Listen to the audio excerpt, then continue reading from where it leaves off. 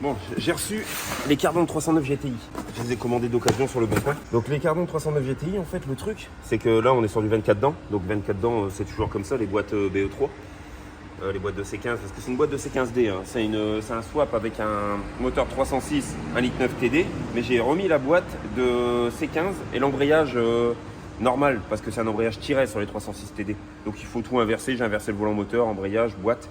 Et j'ai remis les petits cardans du C15. Le truc, c'est que là, sur le C15, on est en 21 dents, on appelle ça. Donc, c'est des petites têtes. Et là, c'est des 25. La tête, elle est plus grosse, en fait. Tu vois, regarde, t'as une bride sur le cardan. Alors que sur les autres C15, t'as pas de trou.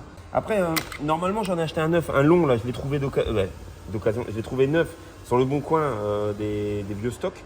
Et j'aimerais bien essayer de trouver un comme ça neuf aussi. Comme ça serait nos cardans de secours. Mais vu qu'on est un peu pris par le temps, on verra. On verra au feeling parce que là, franchement, je t'avoue, c'est short. On va comparer la longueur d'un cardan de 309 à un cardan de C15. Donc la différence, c'est bien sûr le diamètre de la tête. Et en fait, quand on commence à préparer un C15 avec un peu de couple, bah, c'est la tête qui se sectionne au niveau des dents. Et en fait là, les 309, ça paraît pas, mais ils sont un tout petit peu plus longs. Regarde, si je vais prendre exactement pareil là, regarde à la fin. Tu vois, t'as bien presque 2 cm de différence de longueur. En amélioration, là, à voir le radiateur. Là, actuellement, j'ai commandé un radiateur de 205 GTI, gros volume, avec des coquilles plus grosses et entièrement en aluminium. Donc en fait, voilà la différence. Tac. On est à peu près sur les mêmes entrées-sorties. Si par exemple on compare, au niveau de la taille, voilà, on est beaucoup plus imposant.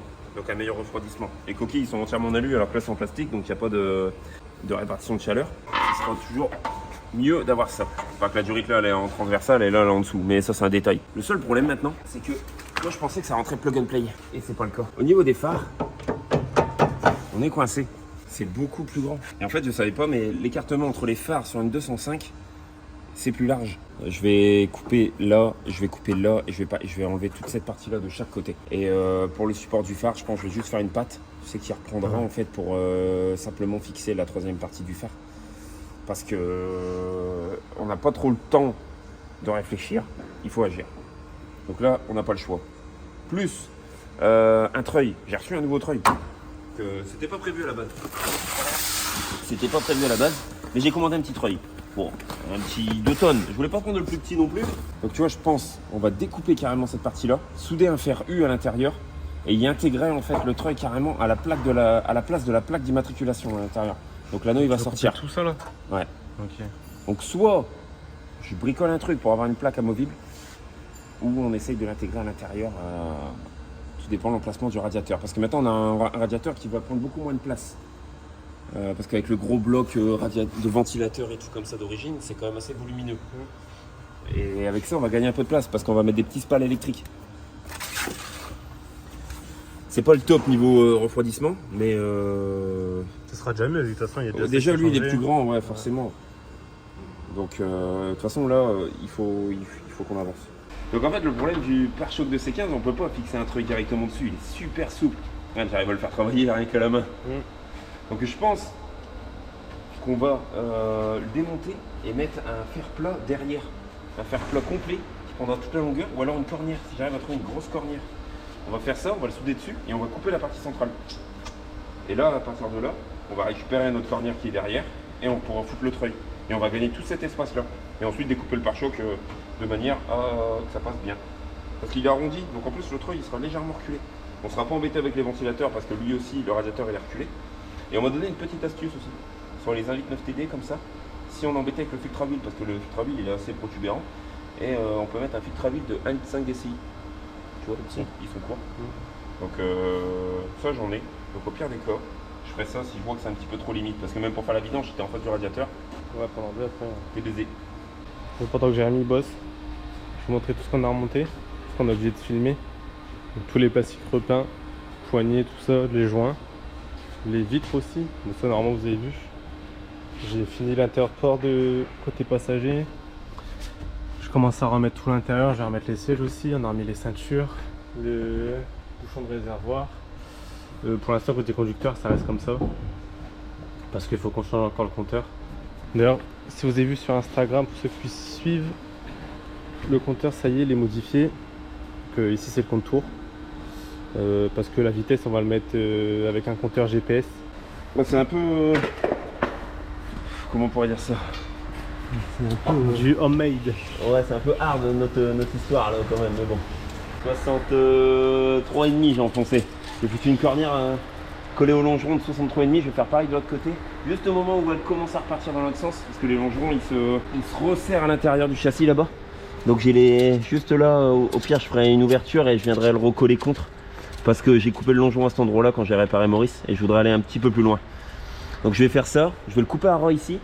Et ensuite je vais venir y refoutre un fer plat de là à là-bas, d'un truc d'une belle épaisseur, comme ça tout le treuil et tout va tenir là-dessus. Et pas sur les longerons qui n'ont pas de cervelle du tout, avec les petits filetages de 8 là. Fatigué, ouais. Bah ça sert à rien en fait, tu tires un coup, t'arraches tout.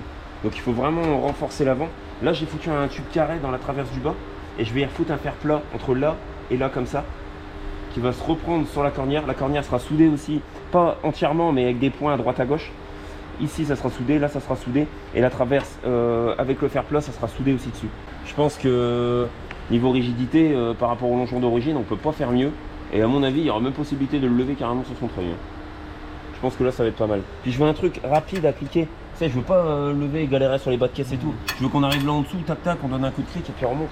Et puis quelque chose de solide à l'avant, je peux mettre des anneaux, et j'ai même pensé essayer de faire des anneaux qui sortent du pare-choc pour mettre un clic forestier. Tu sais, si on reste ensablé ou quoi, et ben en fait on fout l'anneau sur le clic forestier, tac tac tac, on remonte, et puis voilà, on se fait pas chier. Il faut vraiment quelque chose de costaud qu'on n'a pas peur d'arracher sur l'avant. Maintenant il y a un treuil. Bon, on n'a rien filmé du coup, hein. On a fait ça à l'arrache un soir. On a récupéré cette cornière, en fait c'est un tube rectangulaire de semi-remorque, le pare-choc arrière. Donc on s'en est servi pour faire une cornière, donc de 10 de hauteur et de 7 de large, pour réceptionner le treuil. Avec la patte du treuil qui est soudée dessus. On a fait des petits goussets pour la rigidité de l'ensemble. Et je pense que ça va être pas mal. Des cornières qui sont pris 65 cm jusque dans les longerons, en fait, limite jusqu'à l'amortisseur. Et tout sera soudé intégralement partout sur les longerons. Toute la traverse en fait elle est plus démontable. Donc au moins, je pense que ça va être sympa.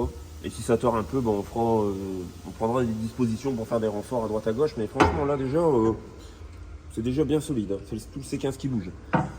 Et logiquement c'est pour tirer droit. Donc tirer droit ça va aller. Mais voilà. On a encore des pièces à rajouter là. Regarde, on a mis un tube. On a mis un tube carré direct dans la traverse de radiateur. Et en fait on va remettre une cornière entre là et là. Comme ça, ici ça sera rigide pour la tôle de blindage qui viendra d'ici au berceau. Une petite modif aussi que j'avais pas parlé, bah si, je l'ai évoqué rapidement, c'est le filtre à huile. Parce que pour le radiateur en fait, vu qu'on a reculé un petit peu le radiateur pour tout l'ensemble de la face avant, le filtre à huile il était trop grand et il tapait dedans. Donc en fait ça c'est un filtre à huile d'origine de 1,9 litre D.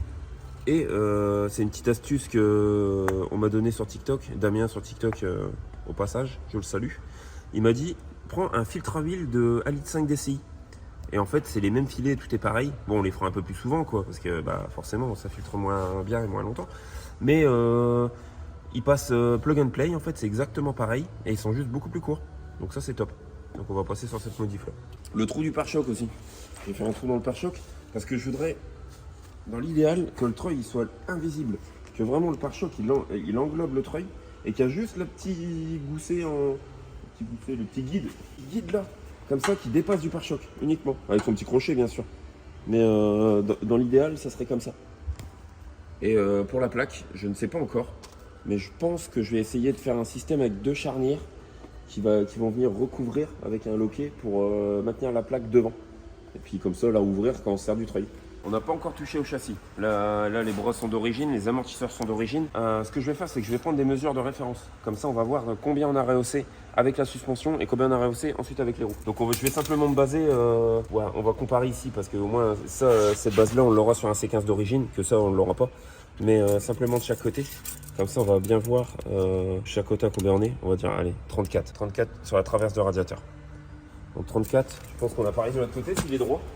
Ouais, on a 34,5 de ce côté-là. Ouais. Mais bon, ouais. On prend une moyenne. Le pneu, il est dégonflé là. 34. Ah, bah c'est peut-être ça. Ouais, non, je pense parce qu'il est accidenté surtout. Oui. Mais bon, moi j'ai fait au millimètre, au centimètre, au mètre. Ouais, je sais plus. mais on a 34. Donc on va voir, là maintenant on va le rehausser, on va déposer tous les trains. Et puis bon, on va voir combien on va gagner surtout. Je pense on va essayer de gratter au max. Bon, Quentin il a déposé le train avant là. Et il claquait pas mal Maurice du train avant. Et en fait bah, c'était ces petits sillons blocs là. Sillons blocs de bar stable qui sont emboîtés là-dessus. C'est comme dans les trains avant de 205. Et puis ben, le bras il est juste tenu par la barre stab. Donc quand on roulait ça fait tac tac tac tac, bah, c'était à cause de ça. Donc là on est parti sur des bras de 309. Les bras de 309 en fait ils sont un tout petit peu plus longs.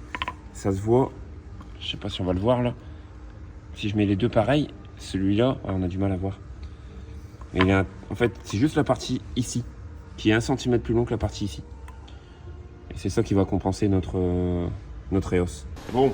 Je suis en train d'essayer de voir le circuit de refroidissement là, c'est un peu la merde. Donc j'ai coupé la durite comme un gros porc là, parce qu'en fait, tu sais, elle était en 90 degrés avant le radiateur, du C15, il est coudé vers le bas. Et les 205 GTI ils sont coudés comme ça. Donc j'ai coupé ça. Et par contre, elle me fait peur parce qu'elle est bien attaquée là aussi. Mais dans le doute, j'ai prévu celle-là en secours. On la mettra dedans et au pire des cas, je couperai au cutter et on supprimera le refroidisseur d'huile. C'est un détail ça. Et par contre, ce qui est galère, c'est celle-là. Celle-là du bas, je tape dans le support du radiateur, en dessous. Et par contre, j'en ai aucune qui s'emboîte bien. Donc je crois que je vais finir à faire un micmac là. J'en ai trouvé plein. Mais c'est de la BM, de la Mini, de la 306. J'ai trouvé celle-là de Mini qui est pas mal. Et tu vois, il y a des manchons partout comme ça sur les Mini. Regarde, la deuxième, elle est où? Il y a un manchon aussi dessus. Et je crois que je vais me servir de manchon. Je vais déboîter, je vais mettre un manchon là pour récupérer le coude à 90 d'origine, c'est celui-là. Mais bon, il a bien gonflé avec l'huile. Parce que c'est pareil, celui-là, je peux pas le mettre, il est trop loin parce que le radiateur, on l'a rapproché du moteur. Et du coup, bah, je peux pas le mettre comme ça. Et je peux pas la recouper parce que les diamètres, ils changent selon l'endroit où il y a la durite. Donc je suis un peu emmerdé avec tout ça. Mais voilà, ça avance.